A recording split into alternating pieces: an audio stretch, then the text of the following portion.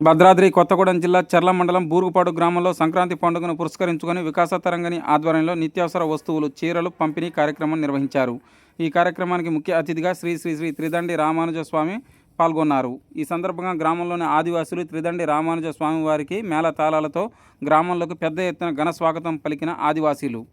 అనంతరం త్రిదండి రామానుజ స్వామి వారి చేతుల మీదుగా ఆదివాసీలకు 1,50,000 రూపాయల విలువ చేసే నిత్యావసర వస్తువులు చీరలు 56 కుటుంబాలకు అందజేశారు. ఈ కార్యక్రమంలో మాస్టర్ ఈకే విద్యాలయం కొత్తగూడెం కరస్పాండెంట్ రవికాంత్, ప్రిన్సిపల్ మృదులత, చర్ల కొత్తగూడెం వికాస తరంగిణి నేతృత్వంలో ఈ వితరణ కార్యక్రమం నిర్వహించారు.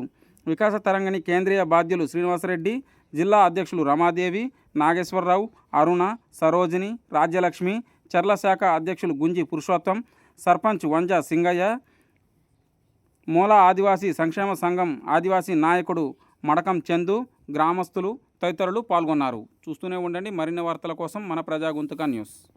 జై శ్రీమన్నారాయణ.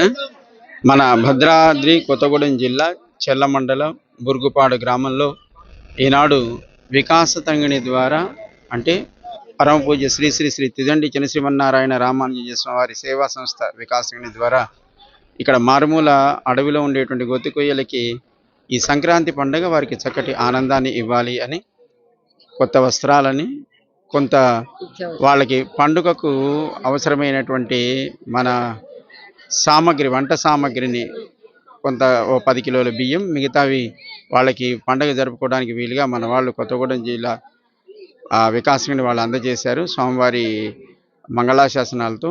దానికి ప్రధానంగా ఈ చెర్ల ప్రాంతంలో వికాసని నిర్వహించేటువంటి పురుషోత్తం గారు, కొత్తగూడెం వికాసని అధ్యక్షురాలుగా ఉన్నటువంటి శ్రీమతి రమాదేవి గారు, అలాగే ఈ ప్రాంతంలో చక్కటి ఆధ్యాత్మిక సామాజిక సేవలు అందిస్తున్నటువంటి శ్రీమాన్ ఎకిరాల కృష్ణమాచార్య స్వామి వారి సంస్థ వారి ద్వారా వారి సహకారంతో ఈ కార్యక్రమాన్ని మనం జరుపుకున్నాం.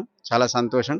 ఎక్కడో మారుమూల గ్రామాల్లో అటు ప్రభుత్వాల యొక్క ఇటు సమాజం యొక్క ఆదరణకి నోచుకోనటువంటి ఈ పల్లె ప్రాంతాల్లో ఉండేటువంటి అడవిలో ఉండేటువంటి వాళ్ళకి ఈ రకంగా సేవ చేయడం నిజంగా ఒక అదృష్టంగా మేము కూడా భావిస్తాం. కల్మషం లేని హృదయాలు, ప్రేమ తప్ప మరొకటి తెలియని వాళ్ళు, రాజకీయాలకు దూరంగా అలాగే కులమతాలకు అతీతంగా వాళ్ళు అంతా ఒక కుటుంబంలా కలిసి బ్రతుకుతూ ఉంటారు.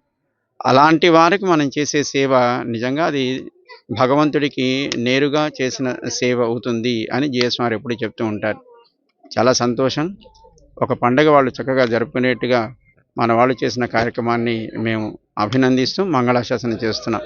ఇలాంటి కార్యక్రమాలు ప్రభుత్వాలు కొంతవరకు చేస్తాయి.